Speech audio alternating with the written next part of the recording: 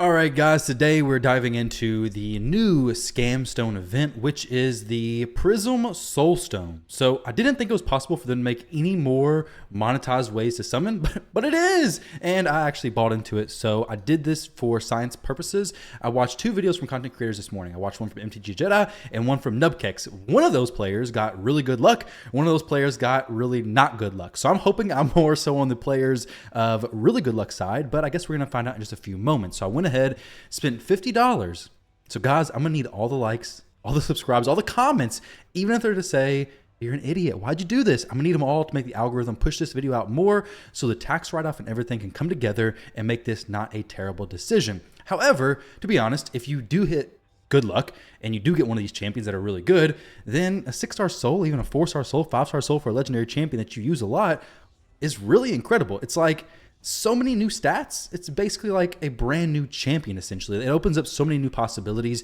And there, for me, is a lot of champions I could use. Just a quick list: Arbiter, Cardiel, Cupidus, Valkyrie, not really, probably. Necmo, definitely.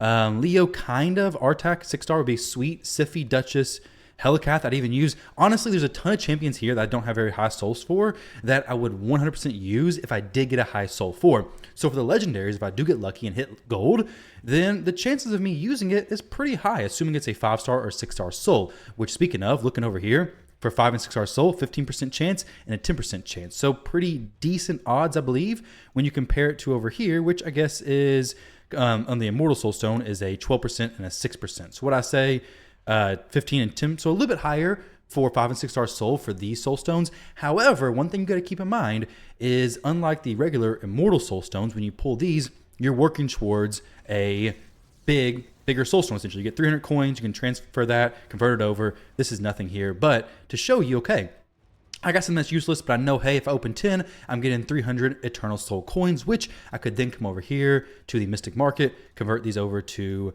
the essences, and then eventually get a 6-star soul for a champion that I've been looking for a long time. Now, before I get into too much of this and the odds, I want to go ahead and open this and see if I can beat the odds before even sharing the odds with you guys. I'm going to go ahead and say, this is not really an event if you're a low spender.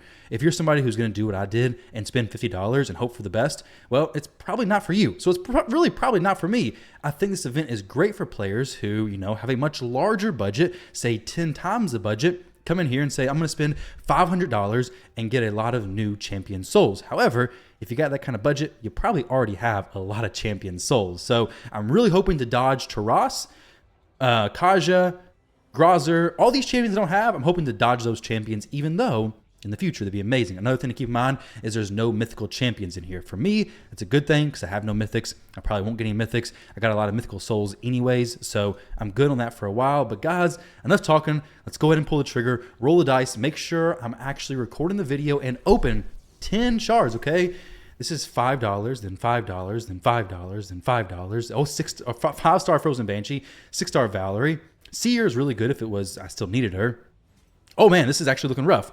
Cupid is 3-star, and this is basically the rates that the not so lucky content creator got. Very similar. Honestly, I am kind of amazed at how horrible this was. So we got a 6-star Bellower, which if this was, 3 years ago, raid first released, it'd be a pretty sick campaign farmer. We got a 3-star Cupidus, which unfortunately is not doing much for me. So if you were to get this, would you have wanted to spend $50 on this? Me? Absolutely not. I'm regretting my decision. Yeah, so back to those idiot comments. Yeah, you can feel free to leave those in the comment section below. But the 3-star Cupidus may actually have somewhat of a value to me. Let me see. Let's see. Cupidus, where are you at, buddy? And you're a 1-star. Okay, so we got a soul that actually is pretty decent. I do use Cupidus a lot, and 3-star soul does give me the extra 750 attack, right? 3-star is actually the one where you get the next level of benefits. So for like Heaven Cast, it does give me the next level of that benefit as well. So it's a 1% damage for each buff. So this is actually pretty decent. Is it great? No, I got the worst version of the legendary drops that I could possibly get. So it's pretty poor. My one soul that opened this morning was also pretty poor as well. Now, as far as the soul collection, a 6-star soul for Bellower is worth 100 soul coins. Now, this could be used for City of Centranos. You can use it for there. I probably will. I'll save Bellower. Bellower at 6-star is actually pretty decent, honestly. Bellower is a great champion. Not a champion who I would love to have a 6-star soul on personally, but a champion who I will put my 6-star soul on him because 100 essence or 100 of the coins transfers to a very small amount of essence. I guess two essence. So really not worth it there. So we'll go ahead and put this on him. Gives him a good amount of stats, honestly. So it is nice to have. And for City of Centranos, ways that I can use Bellower, it's pretty cool, I guess. But for $50, I mean, you could have got a steak dinner. You could have got diapers for your kids. You could have got all kinds of stuff, you know? All kinds of stuff could have been purchased for that same $50.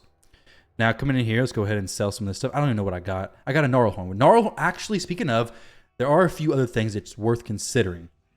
If you're somebody who's working on building a Shogun team, then having a good awakening for Gnarlhorn, for Coldheart, for these champions is actually really valuable.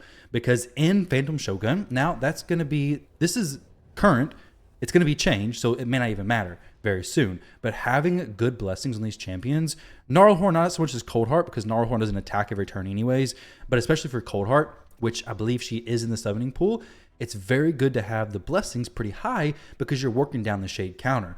So if you're looking for building a Shogun team, which, like I said, it's going to be changing very soon. Coldheart's one right here. There's some in the rares that are really good. Coldheart, Gnarlhorn, possibly Fellhound if you want to build him for campaign farming. So there's some that's down here that's really good. The epics have Nia.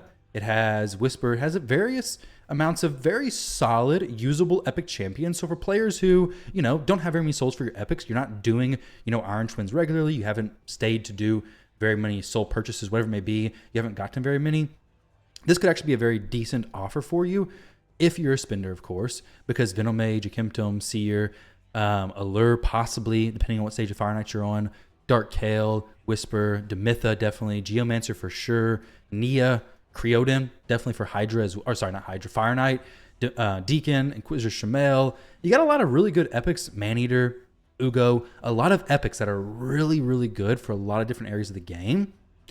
And then for the legendaries, also, again, tons of really good champions. However, if you're just looking for epics, don't worry because you're probably not going to get the legendaries anyways. Even though it's 20% per pool, the chances of actually getting a legendary is 1 in 10 for me. Unfortunately, I did not get a legendary. Would have been sweet if I did, but honestly, this is so expensive that it's not very enticing to continue purchasing. Though if you do, obviously, this one's the most valuable because you do get a little extra 100 essentially versus any of the other ones. So if you do go in and you do purchase, the top ones can be the most valuable as far as cost per summon, essentially. But ultimately, guys, this is very expensive if you want to go very deep into it. And the chances of you getting a specific legendary is crazy low. There were some numbers ran by a clanmate of mine. He said for a single Lego champion, the probability is 3.3%. If you want, I guess, a specific one. With normal Soulstones, it's 2.9% if you add only one in wishlist. I did make my wishlist. I don't think it makes a difference, honestly. I don't think it correlates, but in case it did, why not? I went ahead and did it. Speaking of, I need to change this back to Narcisse as well as my good old Ray. Where you at, Ray? We find you. So I did change this up a little bit. Why can't I find her? It's like searching the, okay, there we go. Ray, just because it's pretty cool. So that's why I have Ray in there. Nia does not need to be on there. I don't really want Nia, but if I was to get her, I would have used her because Nia is an awesome champion. I just really only want Inquisitor Shamael boosted anyways. For the sake of it, I'm going to go ahead and pull 2 Immortals. I mean, there's literally no reason to do this whatsoever. Got a Fellhound, 3-star Fellhound. And then last but not least, maybe something, okay, not decent. I mean, Aox is good. Sorry, Aox. Skathix is good. 5-star Skathix is pretty solid. 5-star Epic sells for 100 as well. So something to consider there, guys. But ultimately, wanted to give you all a little bit of insight before you go and pull. We got 2 kind of careers with bad luck so far. One with really good luck. So, hey, I guess it's all the RNG, right? If you feel lucky today, you feel like burning $50, maybe today's your day. Maybe you get something good. Or maybe you come away hoping that your next pulls are going to be better. So there we go. 132 of the big essence. But man, it takes a long time to actually get some of the 6-star souls there. Actually work that up. It takes a very, very long time. But guys, either way, with that said, I hope you all enjoyed the video. A little bit crazy if you did, to be honest, because I got absolutely nothing from there. But kind of what I expected, honestly. As far as nothing that I can immediately go and use. We're going to sell this, I believe. Sentinel, I got to save that. Most of these 6-star things I'm just going to sell, honestly. The 6-star rares. War Maiden, 5-star, I don't know. I mean, I don't really want them, but Centranos makes me consider keeping them, you know? Makes me consider keeping them. So may have to build them up eventually. But either way, guys, thank you all very much for watching. I appreciate your support. Love and appreciate all of you. And I'll catch you all in the next video.